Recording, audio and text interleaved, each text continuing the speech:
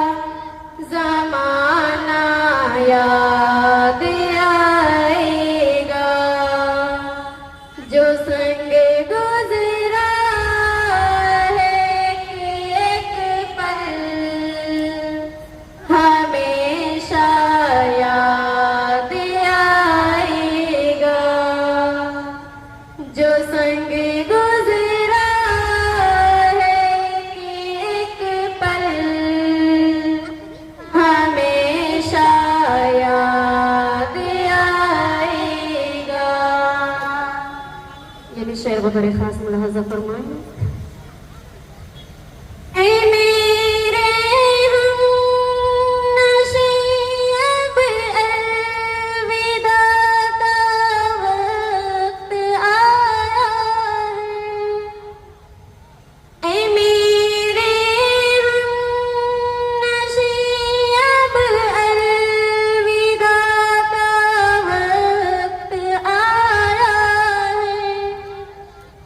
खता